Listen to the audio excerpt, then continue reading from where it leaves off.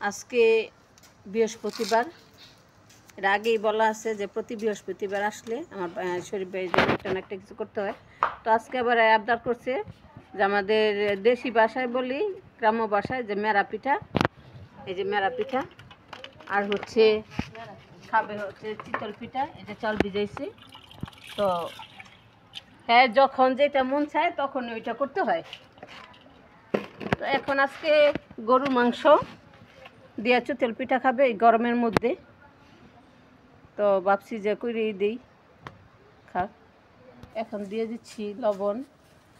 মাংসগুলো একটু ছোটো করে নিচ্ছি যেহেতু চিতল পিঠা দিয়ে খাবে।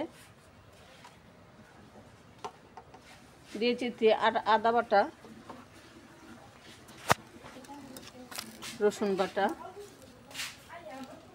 জিরা বাটা,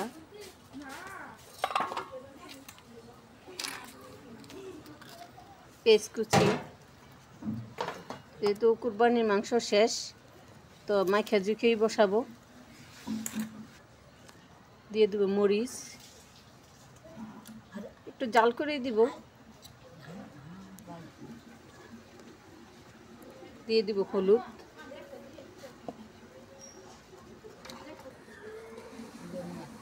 দিয়ে দিব ধনিয়ার গুঁড়া, দিয়ে দিব তেল।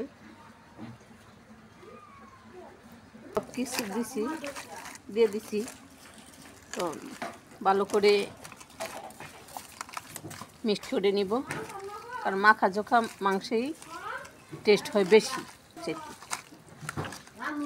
এখন এই যে মিক্সড করে নিছি, কালারটা খুব সুন্দর। দেখা যাক আজকে পিঠা দিয়ে খাবে, ইনশাল্লাহ ভালোই হবে। দিয়ে দিব একটু পানি।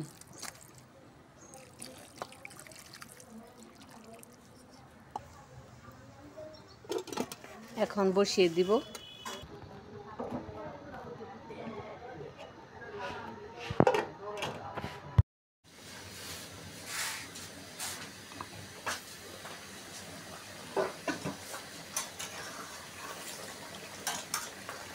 আর 10 মিনিট পরে একটা নাড়া দিয়ে দিল গরুর মাংস। যে কালারটা কত সুন্দর, বড় বড় হাড়ও আছে কিছু। দেখা যাক শরীফ ভাই খাইয়ে কি বলে।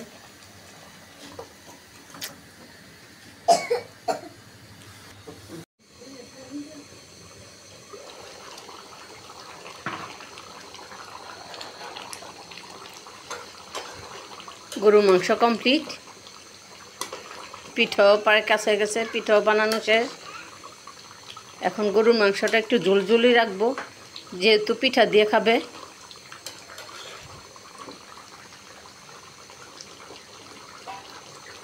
খুব সুন্দর হয়েছে।